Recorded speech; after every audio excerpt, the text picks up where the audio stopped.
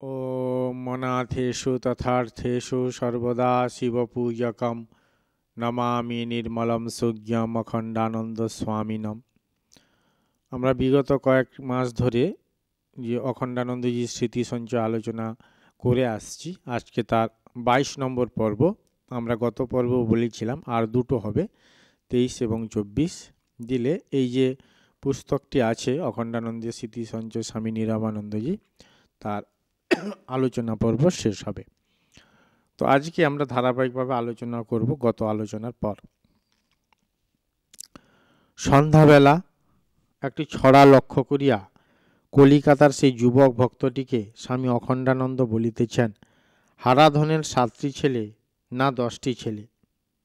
এই হারাধনের 10টি ছেলে যে একটা ছড়া আছে, সেখানে এক এক এক এক করে কমে গেল, শেষে একটি থাকলো আর কি। তো এখানে মহারাজ বলছেন যে 7টি না 10টি, তোমার আর ছেলেপিলের আশঙ্কা থাকা উচিত না। কি বলো, এত সব ছেলে গেল, কোথা থেকে এলো কোথা গেল, সব মায়া।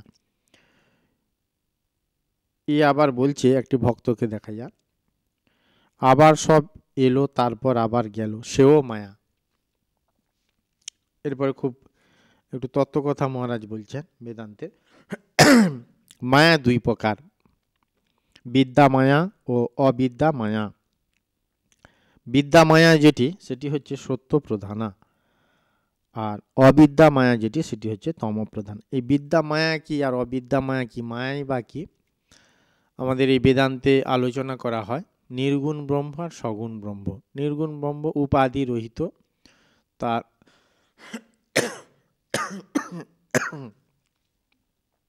কোনো তার আরোপিত নেই তার উপরে। আর সগুণ হচ্ছে কি, মায়া উপহিত চৈতন্য, সে জগতের সৃষ্টি নানা রকম কার্যকলাপ তার মধ্যে আছে সগুণ ব্রহ্মের মধ্যে। তো এই মায়ার যে দুটি ভাগ, একটা গুড আর একটা হচ্ছে ব্যাড। গুড মানে কি, যেটি ভালোর দিকে ঈশ্বরের দিকে নিয়ে যায়। কেন এদেরকে তাহলে মায়া কেন বলেছে, শ্রীরামকৃষ্ণ এক জায়গায় বলছেন, সোনার শিকল ও শিকল সেটি বন্ধন করে। সোনার মানে এই নয় যে সেই শিকলে যদি বেঁধে রাখে তাহলে আমি মুক্ত হয়ে থাকবো, বাঁধাই থাকবো, আর লোহার শিকলে তো বাঁধাইয়ে থাকবে। তো দুটোই শিকল বন্ধন করে আছে। তো যেহেতু মায়া বিদ্যা মায়া অর্থাৎ জীবকে ভালোর দিকে নিয়ে যাবে, ঈশ্বরের দিকে, সৎ কাজের দিকে, সৎ প্রেরণা তাকে দেবে। অবিদ্যা মায়া উল্টোটি, তাকে আরও নিচের দিকে নামিয়ে দেবে। ওই জন্য একটিকে বলছে সত্য প্রধান। এই যে 3টে গুণ আছে, সত্য রজতম, সাত্ত্বিক রাজসিক আর তামসিক। তো বিদ্যাময় হচ্ছে সত্য প্রধান আর অবিদ্যাময় হচ্ছে তম প্রধান। সর্বপ্রথম অখণ্ড ব্রহ্ম চৈতন্য, তারপর মায়োপাধিক ঈশ্বর চৈতন্য, সর্বজ্ঞ সর্বশক্তিমান স্বতন্ত্র, তারপর অবিদ্যা উপাধিক জীব চৈতন্য, অল্পজ্ঞ অল্প শক্তিমান পরতন্ত্র। যেমন মহাকাশ ও ঘটাকাশ। ঘটাকাশ কীরকম, মানে ঘটের যে আকাশ, আকাশ মিনস ওপেন স্পেস, এই ঘরের মধ্যেও আকাশ আছে, এই যে ফাঁকা জায়গাকে এটা আকাশ বলা হয়। মহাকাশ মানে অনেক বৃহৎ ফাঁকা জায়গা। ঘটাকাশ মানে একটা যদি ঘট হয়, মাটির হোক, পিতলের হোক, তামার হোক, তার মধ্যে যে ওপেন স্পেস আছে, ফাঁকা জায়গা আছে, সেটি আকাশ। তাহলে মহাকাশ আর ঘটাকাশ, আকাশ দিক থেকে দুটো কিন্তু একই, কোনটা বৃহৎ বিস্তৃত আর কোনটা কোনো ঘটের মধ্যে সেটা হচ্ছে কি আবদ্ধ। ঘটাকাশ কীরকম, যেমন এই যে বাড়িটার মধ্যে খানিকটা আকাশ, ঘটিতে বাটিতে আকাশ, খণ্ড খণ্ড মানে আকাশ, মানে ওই ফাঁকা জায়গা, ওপেন স্পেস।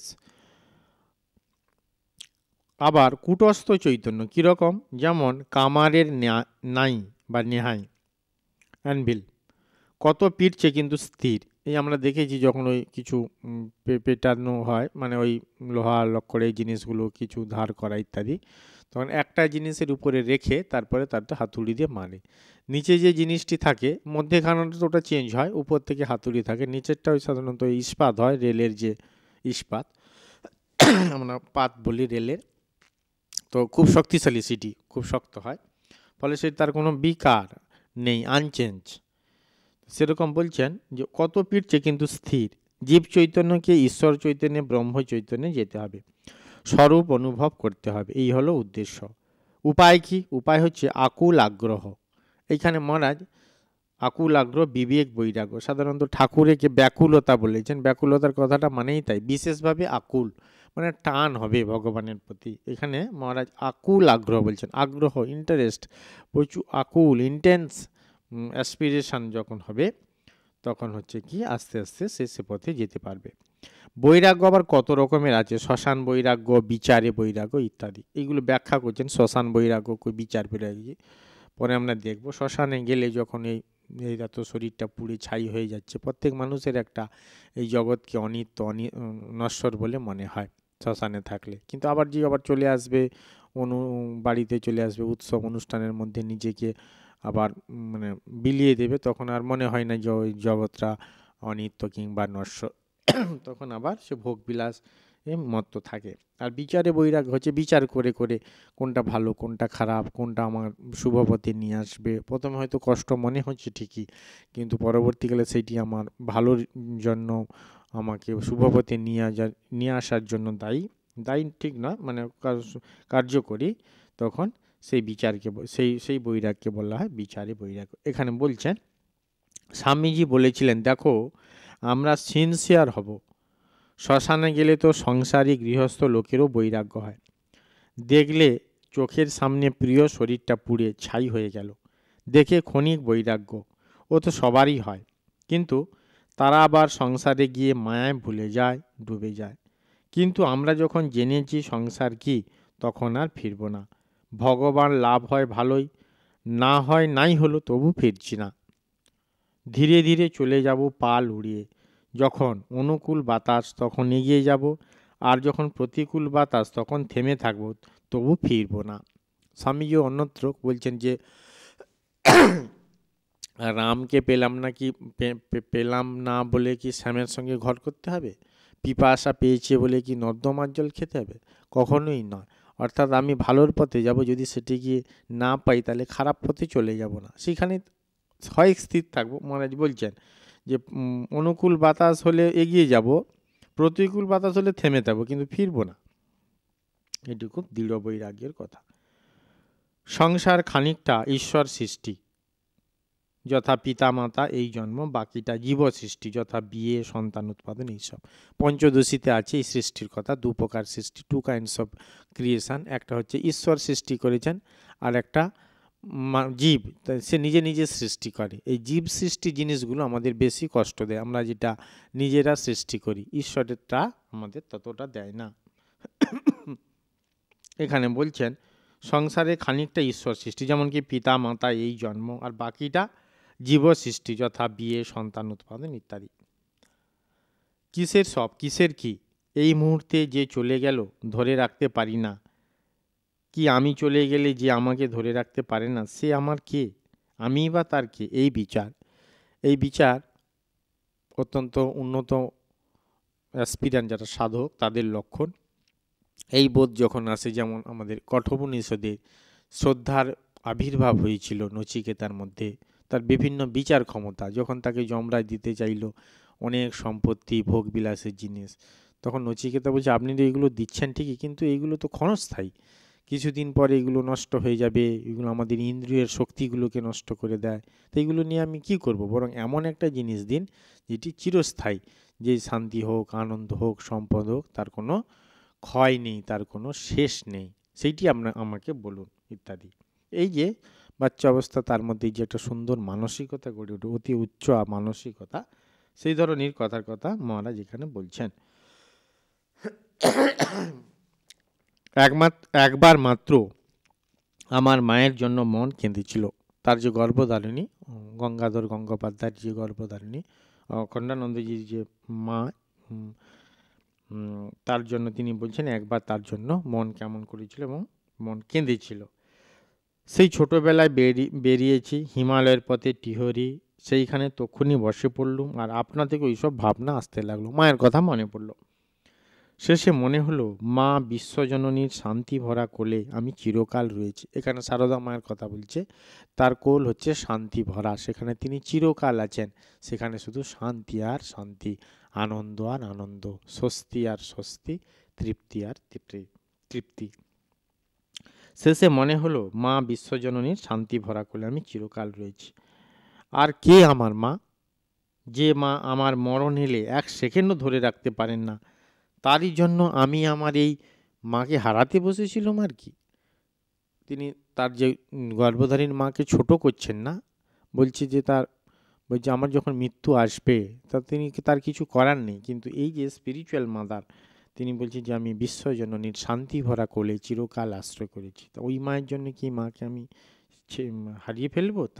তা কিন্তু নয়। দেখবে, মহারাজ বলছেন, মহারাজের কথা, দেখবে প্রথমে যে ছেলেটি সংসার করবে, বিয়ে করবে, মায়েরা তাকেই ভালোবাসেন, বলেন আমার এই ছেলেটি ভালো। কিন্তু বিয়ের পর ছেলে যখন বউ চিনে ফেলে, মাকে ভুলতে থাকে, তখন মা ঠিক উল্টো বলেন আহা, যে ছেলেটি বিয়ে করেননি কি সাধু হয়ে বেরিয়ে গেছে সেটিই ভালো। আমরা যোগানন্দজি জীবনী পড়তে গিয়ে দেখেছি যে তিনি যখন ডাকলেন একটা বিশেষ কারণ উপলক্ষে তার মায়ের, তখন তিনি এলেন, দিয়ে বিয়ে করতে বললেন। তো তখন যোগানন্দজি বিয়ে করলেন। তখন তাকে জিজ্ঞাসা করল তুমি কার ইচ্ছে বিয়ে করবে? যে মায়ের ইচ্ছে। তার মা তখন উল্টো বলছে যে হ্যাঁ, তোমার নিজের ইচ্ছে না থাকলে শুধু আমার ইচ্ছে বিয়ে করবে না। তখন তিনি আরই অবাক হয়ে গেলেন, আমি মায়ের কথা শুনে এরকম হলাম, কিন্তু তো ঠিক নয়, মানে সত্য তাদের এ নয়, কিছু কথার খেলাপ আছে। তখন তিনি বৈরাগ্য তীব্রতার উপস্থিত হলো। শ্রী রামকৃষ্ণদেবের সান্নিধ্যে এসে তার জীবনটি পরিবর্তন হয়ে গেল। তার 16 জন পার্ষদের মধ্যে অন্যতম একজন প্রধান পার্ষদ স্বামী বিবেকানন্দ, যার সম্পর্কে বলছেন যে আমাদের মধ্যে যদি কেউ কামজয় করে থাকে তাহলে হচ্ছে যোগীন যোগানন্দজি। তিনি অতি উন্নত আধ্যাত্মিকতায়। তো সুতরাং তারা এরকম ধরতে পারতেন ছল চাতুরি ছলনা ইত্যাদি, কিন্তু সেটি ধরতে পড়ে সেটাতে গা ভাসিয়ে দিতেন না। তার উল্টো দিকে সঠিক জিনিস, দৃঢ় জিনিস, যেগুলো জীবনকে ধরে রাখবে, অনেক ঝড়ে উড়িয়ে দিতে পারবে না, বৈরাগ্য, ব্যাকুলতা ইত্যাদি, সেইগুলোর পথে যেতেন। মা বউয়ের নামে নালিশ করে, আবার বউ মায়ের নামে নালিশ করে। ছেলে বউকে নিয়ে ঘরে খিল দিয়ে পাশ বালিশটাকে গুম গুম করে কিল মারে আর খুব জোরে জোরে বকে। বউকে শিখিয়ে দেয় তুমি খুব কাঁদো, মা ভাববেন আমি তোমায় শাসন করছি। কি দেখুন, কি মিথ্যা! এরকম করে লোক কোনোদিন হয়? ঠিক কাজ চালাকির দ্বারা মহৎ কার্য হয় না। ছোটরা খুব হাসিতেছে, বড়রা গম্ভীর হয়ে শুনে। ছোটরা হাসিতেছে মানে মজা পাচ্ছে, আর বড়রা ভাবছে আরে এরকম তো ঘটনার মধ্যে দিয়ে আমরা যাচ্ছি, মহারাজ কি ভালো কথা না বলি কেন এসব বলছেন, তারা ওই জন্য সিরিয়াস হয়ে যাচ্ছে। বাবা ধীরে ধীরে বলিলেন বিয়ে করলে কি আর শান্তি থাকে? ঠাকুর বলতেন বুড়ি ছুঁয়ে যত ইচ্ছে খেলো না, আর চোর হবার ভয় থাকবে না। কীরকম হবে? একটি শাস্ত্রের কথা আছে, নির্গচ্ছতি জগৎ জালাত পিঞ্জরাদিব কেশরী। সিংহ যেমন খাঁচা থেকে বের হয়, তেমনি সংসারের মায়াজাল ছিন্ন করে বৈরাগ্য মানুষ মুক্ত হয়। আমরা কথামৃতেও দেখেছি 3 প্রকার জীবের উদাহরণ যখন ঠাকুর দিচ্ছেন, বদ্ধজীব, মুক্তজীব ইত্যাদি ইত্যাদি। কিছু কিছু মাছ আছে সে জালে গিয়ে পড়ে যাবে, বেরানোর চেষ্টা করবে না, পাঁকিয়ে মুখ গুঁজে থাকবে, ভাববে বেশ আছি, কিন্তু জানে না যে কিছুক্ষণ পরে জেলে তাদের টেনে হিড়ির করে টেনে ডাঙায় তুলবে, তাদের মৃত্যু অবশ্যম্ভাবী। আর কিছুজন আছে কি মাছ, সেগুলো কখনো জালে পড়ে না, সেয়ানা, মানে যতই জাল ঘিরে না কেন তারা কিন্তু জালে ঢুকবেই না, তারা হচ্ছে নিত্যমুক্ত, তারা কখনো বদ্ধ হয় না, মায়া জালে আকৃষ্ট হয় না, পড়ে না। আর একটা আছে কি জালে আবদ্ধ হয়ে যায়, কিন্তু যেই বুঝতে পারছে যে আমাদের বোধহয় মৃত্যু, আমরা বেরোতে পারবো না, তখন তারা ঝপাং করে লাফ দিয়ে দেয়, জালের বাইরে গিয়ে পুকুর কিংবা নদীতে গিয়ে পড়ে যায়। তো তারাও জালের মধ্যে আসে না, তারা হচ্ছে যে মুক্তির চেষ্টা করলো, মুক্ত হয়ে গেল, মুক্ত জীব। এই ধরনের কথা গল্পের মাধ্যমে ঠাকুর বুঝিয়েছেন। তো এখানে বলছেন যে বৈরাগ্য মানুষ কীরকম, সিংহ যেমন খাঁচা থেকে বের হয়, তেমনি সংসার যারা করছে তারাও মায়া জাল ছিন্ন করে বৈরাগ্যবান হয়ে তাদের হলে তখন তারা মুক্ত হবে। বাচাম অতীত বিষম বিষয় আশা, বিষয় সম্ভোগের আশা অত্যন্ত ভয়ঙ্কর, কথায় প্রকাশ করা যায় না, এত তার আশা। সে 7 জারের মতো। একটি গল্প আছে, যেই গল্পটিতে 7টি জার, সেটা পূর্ণ হবে না, যতই সম্পদ ঢালা হোক না কেন, এটা অপূর্ণ থাকবে, ভর্তি হবে না। ঠিক এরকম আশা আশা কখনো পূরণ হয় না। এত তার ভয়ঙ্কর চাহিদা, মহারাজ বলছেন কথায় প্রকাশ করা যায় না, এত ইন্টেন্স। আরেকটি শাস্ত্রের কথা আছে, যদ অহরেব বিরজেত তদ অহরেব পব্রজেত। যে মুহূর্তে বৈরাগ্য আসবে সেই মুহূর্তে বেরিয়ে পড়বে, পব্রজা গ্রহণ করবে। দিন ঠিক দিনটি ঠিক নেই, দিক ঠিক নেই, যে দিক দিয়েই হোক, অর্থাৎ যখনই বৈরাগ্য আসবে। কথা মিতে সেই গল্প আমরা পূর্ববর্তী পাঠেও আলোচনা করেছি। যখন একজন বলল যে, শুনে একজনের পরিবার, মানে তখন স্ত্রীকে পরিবার হিসেবে বলা হতো, যে শুনেছো তার ওই পাশের এক বাড়ি বৈরাগ্য হয়েছে, 16টা বিয়ে করেছে আর এক এক করে তার স্ত্রীদের ত্যাগ করছে। তখন ওই যে তার যে স্বামীকে গল্পটা বলছিল, যে স্ত্রী, সেই স্বামী বলছে, দূর খেপি, ও কখনো ত্যাগ করতে পারবে না, ত্যাগ আমি করতে পারি, এই দেখ। তখন তার স্নান হয়নি, খাওয়া হয়নি, কথাটা শোনার সাথে সাথে গামছা কাঁধে নিয়ে যেই বেরিয়ে গেল আর কিন্তু ফেরেনি। বলছে এটি হচ্ছে কি, যদ অহরেব বিরজে, যখন তোমার বৈরাগ্য উৎপন্ন হবে, তদ অহরেব পব্রজে, তখন তুমি পব্রজা, সন্ন্যাস গ্রহণ করবে, বৈরাগ্যের কারণে ভগবানের জন্য বেরিয়ে পড়বে। ভগবান মানুষের রূপে আসেন মানুষকে শেখাতে।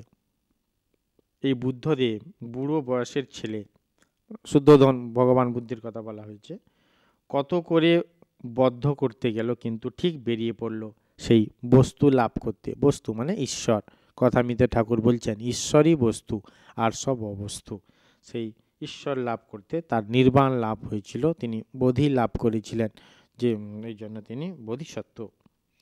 প্রথমটা পেসিমিস্ট, অর্থাৎ দুঃখবাদী হতে হয়, সবই যেন খারাপ, জন্ম মৃত্যু জরা ব্যাধি এই জগতের সবই খারাপ, তবে বৈরাগ্য হবে। বস্তু লাভ হলে অপটিমিস্ট, অর্থাৎ আশাবাদী, তখন সব ভালো, তখনই সবাইকে ঠিক ভালোবাসতে পারবে। প্রবর্তক, সাধক, সিদ্ধ। প্রবর্তকে একটু কষ্ট করে প্রথমটা জোর করতে হয়, শেষে সেটাই স্বাভাবিক হয়ে যায়।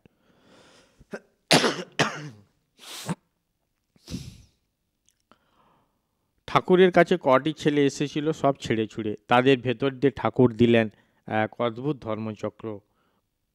ধর্মচক্র ঘুরে যায়, এখনও ঘুরছে। এই যে রামকৃষ্ণ সংঘের কথা তিনি বলছেন, তার যে 16 জন প্রধান পার্শ্বদ, তাদেরকে তিনি তৈরি করলেন আধ্যাত্মিক শক্তি এবং ভালোবাসা দিয়ে। সেই যে ধর্মচক্র তিনি, অর্থাৎ রামকৃষ্ণ মিশন প্রতিষ্ঠিত হলো স্বামী বিবেকানন্দের দ্বারা, সেইটি এখনও ঘুরছে, মানে এখনও অব্যাহত আছে তার ভাবধারা সঞ্চারে। আচার্য শঙ্কর বলছেন তার বিবেক চূড়ামণিতে, একটি বিখ্যাত গ্রন্থ, সেখানে বলছেন সব জন্মের মধ্যে মনুষ্য জন্ম শ্রেষ্ঠ। এই যে আমরা এত জীবজগৎ, বায়োলজি, যে বটানি, যে জুওলজি, যে এত তার স্পিসিস, এত তার যে ভেদ, এত যে জন্ম, এত যে জীবকুল, তার মধ্যে শঙ্কর বলছেন যে সবচেয়ে শ্রেষ্ঠ হচ্ছে মনুষ্য জন্ম। মুক্তি লাভ বা জ্ঞান লাভ করতে হলে দেবতাদেরও মনুষ্য শরীর ধারণ করতে হবে। তাহলে এই শরীরেই কিন্তু জ্ঞান লাভ বা মুক্তি লাভ সম্ভব। দেবতারা যখন তাদের আবার পুণ্য শেষ হয়ে যায়, গীতাতে আছে ক্ষীণে পুণ্যে মর্তলোক বিশন্তি, যখন তাদের পুণ্য ক্ষীণ হয়ে যায়, কমে যায়, তারা মর্তলোকে, এই পৃথিবীতে তারা চলে আসে। কিন্তু মর্তবাসী যারা, অর্থাৎ বিশেষ করে মানুষের কথা যেখানে বলা হচ্ছে, মনুষ্য শরীরেই জ্ঞান লাভ হয়, অর্থাৎ দেবতাদেরও জ্ঞান লাভের জন্য এই মনুষ্য শরীর ধারণ করতে হয়। তাই এই মনুষ্য জন্মটা অত্যন্ত গুরুত্বপূর্ণ এবং তাৎপর্যপূর্ণ। তারপর সদ্গুরু আশ্রয় যারা পেয়েছে তাদের তো পোয়া 12। সদ্গুরুর কাছ থেকেও যারা তার কৃপা বুঝতে পারছে না, তাদের আর কি বলবো। জ্ঞানযোগের পথ বড় কঠিন, রাজযোগের উপযুক্ত শরীর কোথা, ভক্তিযোগ সহজ এ যুগে, সঙ্গে সঙ্গে কর্মযোগ। তার উপাসনা ভেবে, তাকে স্মরণ করে, তাকে ফল সমর্পণ করে সব কাজ করতে হবে। তাহলে এখানে রাজযোগের যে উপযুক্ত শরীর দরকার, জ্ঞানযোগও বলছেন বড় কঠিন, একমাত্র ভক্তিযোগ এবং তার সঙ্গে সঙ্গে কর্মযোগ। ঠাকুরের কাজ ভেবে, সেটি উপাসনা ভেবে, পূজা হিসেবে সেগুলো করা। 1937 সাল 25শে জানুয়ারি কলিকাতার সেই ভক্ত যুবকটিকে লক্ষ্য করিয়াই আজও বলিতেছেন, উকিলকে মিথ্যে কথা বলে পয়সা রোজগার করতে হয়, সত্যি কথায় 25 টাকাও হয় না। বহরমপুরের অমুক বাবু একটু ব্রাহ্ম ভাবাপন্ন ছিলেন। মক্কেল আসলে জিজ্ঞাসা করতেন কেসটা সত্যি না মিথ্যে। কেস মানে মোকদ্দমা। মক্কেল বলতো আগে সত্যি মিথ্যে মিশিয়ে। তিনি বলতেন তবে হবে না। ছেঁড়া জামায় তার জীবন কাটলো। আর তারই মামা টমটম হাঁকিয়ে কোর্টে যান, অর্থাৎ আদালতে যান।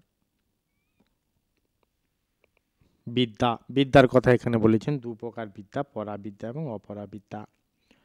যয়া তদ অক্ষরম অধিগম্যতে, অর্থাৎ যে বিদ্যা দ্বারা সেই অক্ষর ব্রহ্মকে জানা যায় তাকে বলে পরাবিদ্যা। অবিদ্যা কি? যার দ্বারা বিষয় বাসনা বেড়ে চলে তাকে অবিদ্যা বলে।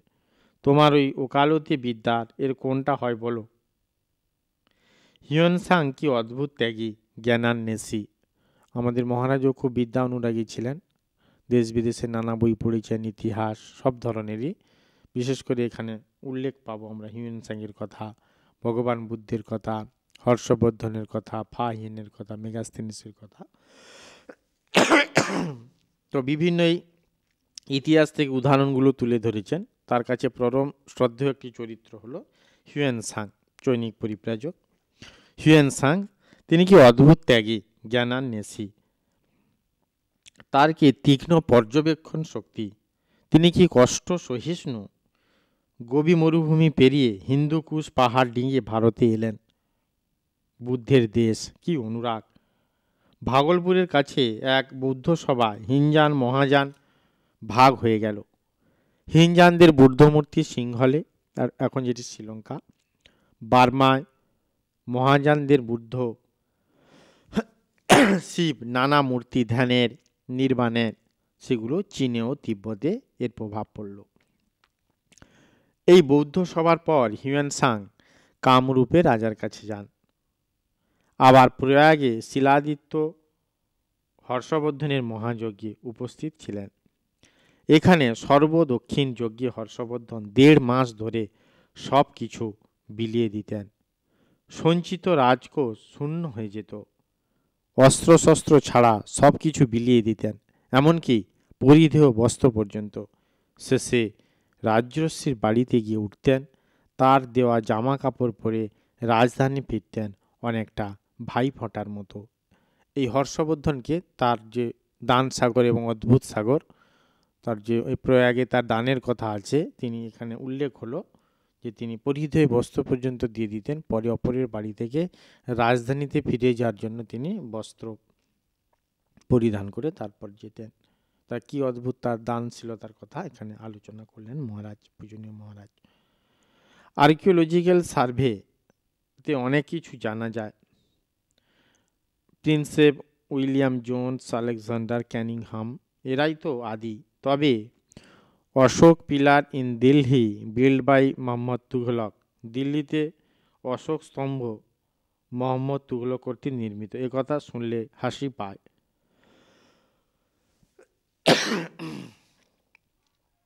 অনুশাসন লিপিগুলির পাঠোদ্ধার করে ব্রাহ্মণ পণ্ডিতের দল কিছু বোঝে না, সব তোষামোদকারী সাহেবদের মনের মতো ব্যাখ্যা করে।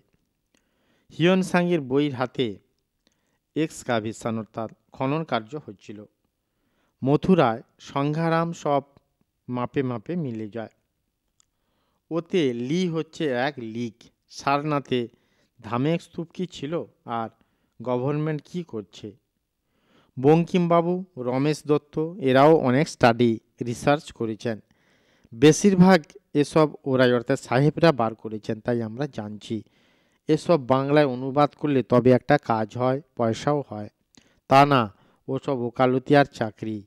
হিউয়েন-সাং, ফা হিয়েন, মার্কো পোলোর কথা উৎসাহের সহিত অনেক বলিলেন। ইতিহাসকে জানার কথা আমরা ওই ইতিহাস পড়তে গিয়ে দেখেছি। ইতিহাস আমরা ছোটোবেলায় পড়েছি যে কেন পড়বো ইতিহাস, অতীতকে জানতে। কীরকম করে তারা এগিয়েছে, কীগুলো করে তারা ফেলিওর হয়েছে, কীগুলো করে তারা সাকসেস হয়েছে, সেইগুলো জানলে পরে আমাদেরও কাজে লাগবে সাকসেসের জন্য, বা ফেলিওর হাত যাতে না হয়, সেই কাজগুলো যাতে না করে। এই ধরনের ঘটনাবলীগুলো সত্যিকারের ইতিহাস লিপিবদ্ধ আছে। প্রাচীন ভারতের ইতিহাস, মধ্যযুগের ইতিহাস, আধুনিক যুগের ইতিহাস, বিশ্বের ইতিহাস ইত্যাদি। কিছু পরে স্বামী অখণ্ডানন্দ জন্মতিথি প্রসঙ্গে বলিলেন, সন্ন্যাসীদের আবার জন্মতিথি কি? ক্রমে 365 দিন ভরে যাক, এতেও কুলোবে না। এখনই কেউ কেউ আরম্ভ করে দেবে নিজের জন্ম উৎসব। বেদ উপনিষদে কোথাও নেই, এসব আর্য নয়, এসব শিষ্যদীয়। মহাভারতে কোথাও নেই রামনবমী বা জন্মাষ্টমীর কথা।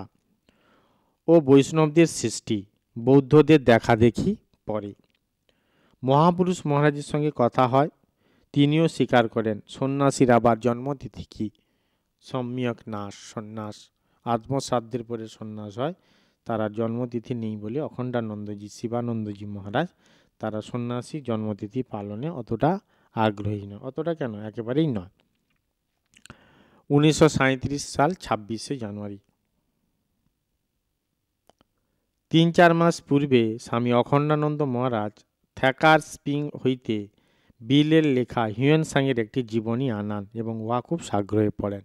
হিউয়েনসাংয়ের প্রতি তার খুব শ্রদ্ধা ছিল, যদিও চোখের দৃষ্টি মোটেই পড়িবার মতো ছিল না। এ সম্পর্কে বলিতেছেন, পড়াশোনা কত পড়েছি, রাত্রে ভাবতাম কখন দিন হবে। আহা, এখন তো আর দেখতে পাই না। নোট বইয়ে কত কথা লিখেছি, কেই বা দেখে আর কেই বা পড়ে। একজনও এলো না যে এগুলি পড়ে। উপনিষদ নিজে হাতে লিখে তার নোট নিয়েছি। এই দিন বিকালেই বহরমপুরের ডাক্তার আসিয়া বাবার চক্ষু পরীক্ষা করলেন। তাহলে আমরা পাতায় পাতায় ছত্রে ছত্রে বিভিন্ন জায়গায় মহারাজের বিদ্যা অনুরাগের কথা দেখতে পাচ্ছি। তিনি কত রাত জেগে পড়তেন, নোটস করে, লেখালেখি করে তিনি শাস্ত্রগ্রন্থগুলো, ইতিহাস গ্রন্থগুলো পড়তেন। 27 তারিখ সকালে একটি ভক্ত প্রণাম করে উঠিয়াছে। বাবা বলিতেছেন, তোদের কি দিনরাত চশমা পরে থাকতে হয়? ভক্তটি বলিল, আগে হ্যাঁ। কনস্ট্যান্ট ওয়্যার অর্থাৎ সারাক্ষণ পড়া? বাবা মাথা নাড়িয়া বলিলেন, হ্যাঁ কনস্ট্যান্ট, সারাক্ষণ পড়া। কিরে, ঘুমবার সময় চশমা পরে থাকিস স্বপন দেখতে? উপস্থিত সকলে একচোট হাসিয়া উঠিল। তারপর বাবা আবার বলিলেন, স্বামী ব্রহ্মানন্দ বলতেন, চশমা চোখে দিয়ে দিয়েই চোখ খারাপ হয়ে যায়। বাবা ইঞ্জিনিয়ার সঙ্গে কথাবার্তা বলিতেছেন, আমরা শিখতেই এসেছি। সেই ছেলেবেলা 13-14 বছর বয়সে পরমহংস দেবের কাছে, ঠাকুরের কাছে গেছি। সেই থেকে এই মোড়লরা পর্যন্ত আমাকে কত কি শিখিয়ে যায় চাষাবাদ সম্বন্ধে। এখনও কত শিখছি। কিছু আগের পর্বে আমরা আলোচনা করছিলাম মহারাজের সেই বিখ্যাত বাণীটি, যে সব কিছু জানবার ইচ্ছে হোক, সব কিছু শিখবার ইচ্ছে হোক। আমরা সারাটা জীবন পড়েছি, কত বই পড়েছি, তা কি একবার, কতবার। তো এই বিদ্যানুরের কথা এইখানে কথা প্রসঙ্গে এসেছে। পূর্বজন্মের অনেক সুকৃতি সংস্কার না থাকলে যথার্থ বৈরাগ্য হয় না। শ্মশান বৈরাগ্য, মর্কট বৈরাগ্য ও সবে কিছু কাজ হয় না। ও দুদিনের জন্য। কেউ কিছু বললে বৈরাগ্য চলে গেল, যে কে সেই। আমরা ঠাকুরের ঘর খাঁটি, ভাবের ঘরে চুরি জানি না। এই যে ভাবের ঘরে চুরি কথাটি আমরা প্রায়শই শুনে থাকি রামকৃষ্ণ বিবেকানন্দ সাহিত্য পড়বার সময়। অনেকের অর্থটাও জানি, যে মন মুখ এক করা। মনে তার যে সংস্কার, তার যে অন্তর, যে করণ, অন্তর যে জগৎ কীরকম সেটিং হয়ে আছে, আর আমরা বাইরে সমাজের যে আমরা যাতে মরালিটি বলি, প্রশাসন, বাইরের যে লোকলজ্জা, এই যে পরিবেশ পরিস্থিতির জন্য আমরা একরকম করি। হয়তো সেটি আমার মধ্যে এক ধরনের আছে, পরিবেশ অনুযায়ী এক ধরনের হচ্ছে। তো হচ্ছে কি, যে যেইটি আমার নিজস্ব, যেইটি আমার সংস্কারেই আছে, সেইটিকে বিকাশ করা। তাহলে যদি খারাপ থাকে তাহলে খারাপ চলে, সেটিকে কন্ট্রোল করতে হবে। আত্মাতে কিছু খারাপ নেই, আত্মা নির্লিপ্ত, তিনি শুদ্ধ। এইসব উপনিষদে আছে যে আত্মার মতো শুদ্ধ জিনিস নেই, তিনি অত্যন্ত পবিত্র। তো সেই আত্মার বিকাশ হলে অশুদ্ধ জিনিস চলে যাবে। ওই জন্য ভাবের ঘরে চুরি মানে ভিতরের যে সংস্কারের যে গঠন অনুযায়ী কাজ, আর বাইরের অপরের ইচ্ছা অনুযায়ী অপরকে মন ভেজানো ইত্যাদির জন্য যে কাজ, তার মধ্যে লিঙ্ক থাকে না। এখানে মনে বলছেন যে নিজেরটা লিঙ্ক যেটি আছে, ভিতরে যেটি আছে সেইটি প্রকাশ করতে, যদি খারাপ থাকে তাকে সংযম করতে, ভালোটাকে বিকাশ করতে। দেখো না সব যারা ভগবানের শক্তিতে দেশের কাজ করে, লোক কল্যাণ করে, তারা তাদের নির্দিষ্ট কাজটা না হওয়া পর্যন্ত থামে না, অক্লান্তভাবে খেটে যায়, কিন্তু কাজটি শেষ হয়ে গেলেই চলে যায়। দেখো না স্বামীজির জ্বলন্ত জীবন, এইখানে দেখো না একটানা 40টা বছর কেটে গেল, এ কার শক্তি বোঝো না? মহারাজ বলছেন ঈশ্বরের শক্তিতে কাজ করা যায়। স্বামী বিবেকানন্দ বেঁচে ছিলেন 39 বছর 5 মাস 26 দিন। তিনি নিজে মুখে বলেছিলেন আমি 40 পেরোবো না। তো এই 40 বছরের মধ্যে 20 বছর বয়সের পর তিনি ঠাকুরের সান্নিধ্য লাভ করেন। তাহলে তার 20 বছর অতিক্রান্ত হয়ে গেছে। তিনি তখন ছাত্র ছিলেন, কলেজে পড়ছেন, নানা রকম এইভাবে তিনি ঝাঁপিয়ে পড়েননি সেইভাবে দেশ সেবার কাজে, কিংবা রামকৃষ্ণ মিশন গঠন, ধর্ম প্রচার, নানা রকম তার যে দায়িত্ব ভূমিকা ইত্যাদি ছিল এই পৃথিবীতে। তো সুতরাং পরের যে 20 বছর, 20 থেকে এই 39 বছর 5 মাস 26 দিন, এই যে সময়টি, এইটি কিন্তু তার জীবনে অত্যন্ত গুরুত্বপূর্ণ সময়। এই সময় তিনি রামকৃষ্ণদেবের যে ভাব তিনি সেটি ছড়িয়ে দিয়েছেন জগতে, তার সঙ্গে তার নিজের ভালোবাসা, নিজের পরোপকারিতা ইত্যাদি। তো এই যে তিনি বলছেন যে 40 বছর স্বামীজির কাজ হয়ে গেলে তিনি যেন চলে গেলেন। এখানে অখণ্ডানন্দজি বলছেন যে দেখো না এইখানে, মানে সারগাছির কথা বলছেন, এইখানেই 40টা বছর কেটে গেল, এই কার শক্তি বোঝে না? ঠাকুরের শক্তি না হলে এইভাবে থাকা, আনন্দের সহিত তার কাজ করা, এগুলো সম্ভব হয়ে ওঠে না। তো সুতরাং ঠাকুরের শক্তিতে তিনি কাজ করেছেন। আজকের পর্ব আমরা এতটা অবধি আলোচনা করব।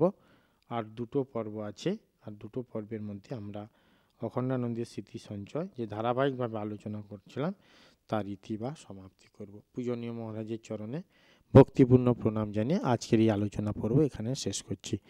ওম ধ্যায়েৎ গঙ্গাধরং দেবম অখণ্ডানন্দরূপিণম শিবজ্ঞানের সমারব্ধ রামকৃষ্ণ সমক্রিয়ম।